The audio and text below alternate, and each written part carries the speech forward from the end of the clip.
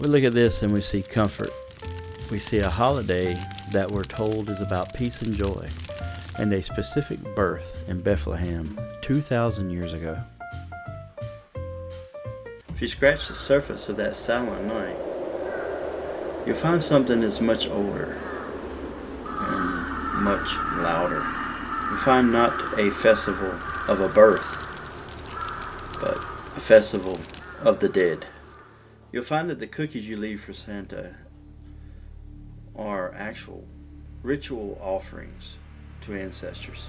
And you'll find that the Christmas tree isn't just a decoration. It's a relic of the time when we feared the winter sky. Today, we're tracing the roots of Yule.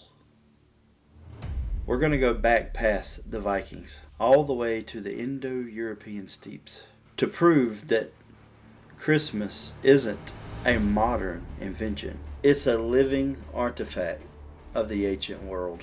Welcome to, or welcome back to my channel.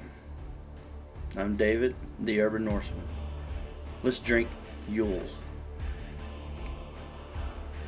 Words have memory, and the word Yule has a long memory. In England, the church successfully rebranded the winter festival as Christmas, Christ Mass in German. But in Scandinavia, the church hit a wall. The word Yule remained, because the Norse didn't look at Yule as a date on the calendar. It wasn't something that you observed, it was something you did. In the sagas we read about King Harald Finehair. It doesn't say he celebrated Christmas. It says that he was drinking Yule. It was an active ritual involving brewing, drinking, and statecraft. It was so heavily a part of the culture that the church just couldn't rename it. They had to take the vessel of Yule and fill it with new wine. So here's the thing about blending the rituals. You could change the prayers, but people hardly ever stop doing the ritual. There is a prevailing academic trend to say that all the rituals are just Victorian inventions. And to plainly put it, that's rubbish. In old Scandinavia, farming communities on December 21st, St. Thomas's Day, you would spread the Christmas straw on the floor. The entire family would sleep on the floor together on Christmas Eve. Why? Because the beds were needed. It is believed that on this night, the barrier between the worlds was so thin that the spirits of your ancestors, the family dead, were coming home. You gave up your bed so they could rest, and then you had to feed them.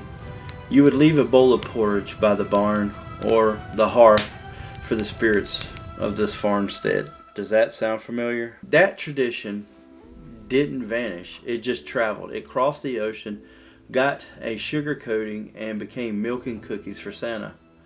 But the ritual action is identical, an offering of food left at night for an unseen supernatural visitor who travels during the solstice. In Swedish folklore, we had the Dead's Mass, or Julotta. The belief was that the dead held their own church service before the living arrived. There are records from the 1740s of people being terrified to enter the church too early, lest they be torn apart by the spirits of the dead neighbors. That wasn't a silent night, that was a haunted night.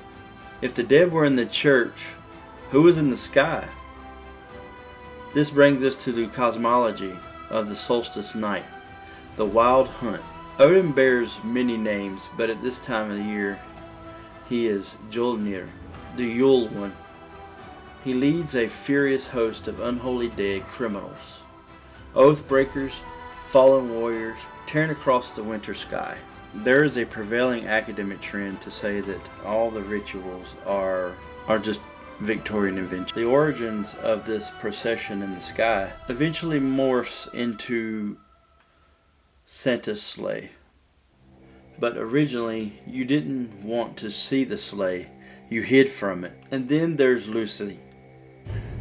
Today we see Saint Lucia on December 13th, bringing light. But before the calendar reform in 1753, December 13th was the winter solstice, the longest, darkest night. In folk belief, the night belonged to Lucy, a female demon, a leader of the wild hunt. If you weren't finished with your chores, she could come down the chimney and punish you. The church couldn't stop the fear, so they pasted a saint of light, Lucia, over the top of her to keep the darkness at bay. Now let's zoom out, because Vikings didn't invent this. We're talking about the lineage of ritual that goes back to the Bronze Age, to Proto-Indo-European migration. The theory is called the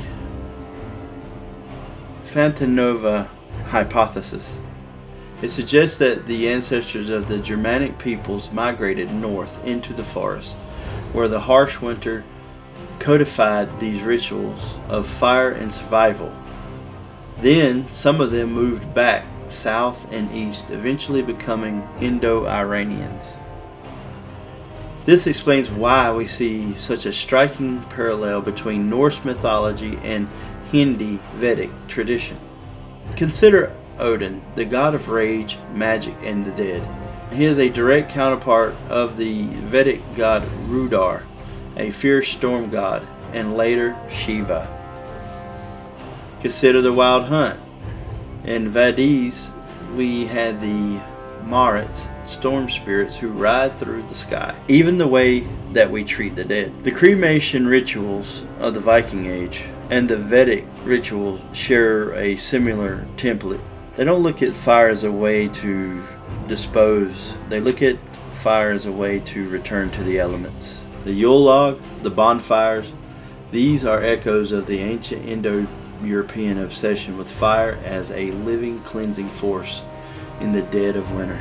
So, where does that leave us? It leaves us with the realization that modern Christmas presents a much more vast tapestry. It is a woven cloth of the Roman sun worship, Christian theology, and deep heathen rituals. My grandmother migrated from Norway, and in my house we still leave out porridge on Christmas Eve. We still respect the Christmas straw in our own way. When you hang an ornament, light a fire. When you gather with your family, drink Yule. You will then be participating in rituals that have outlived empires. And the more I live, I start to realize that we're still living in the Viking Age. And we just hadn't realized it. So when you celebrate this year, remember the ancestors that kept the flame alive during the longest night.